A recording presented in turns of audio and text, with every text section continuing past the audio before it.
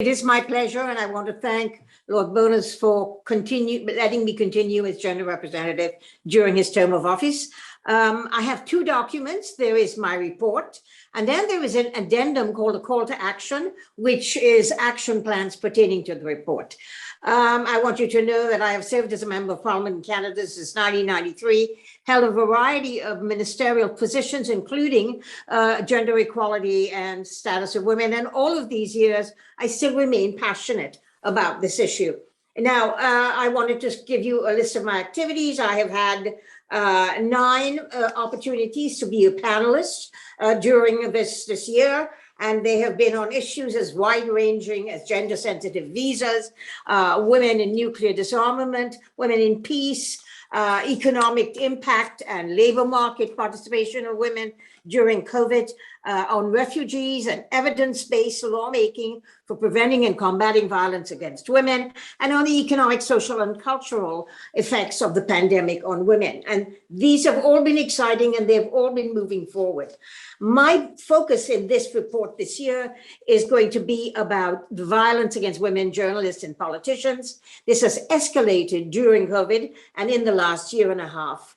And I just, alongside my report, you will see this call to action, because I have always said we shouldn't just talk, we should also look at action. Quickly, I wanted to tell you that my findings on looking at violence against women, politicians, and journalists have found that women in journalism and politics share many similarities. They operate in the public eye, they have the power to influence public life, and they work in spaces that have been traditionally reserved for men. My findings are troubling.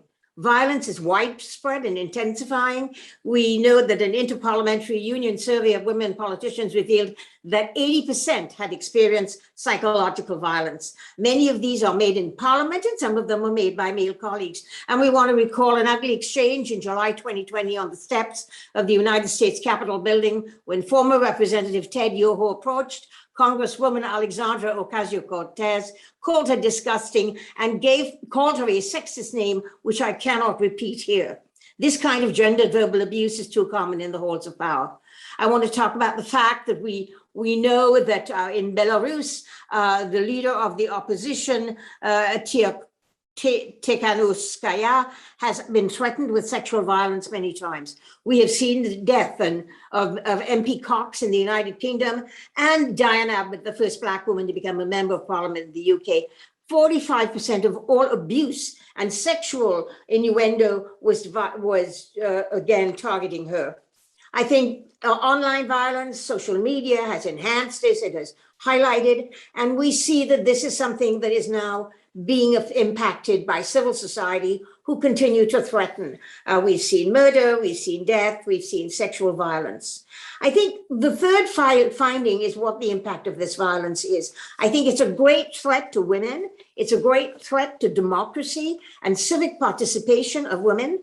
And I think that, the human rights of women, as we recall in 1995 in the Beijing conference, this has an impact on their rights.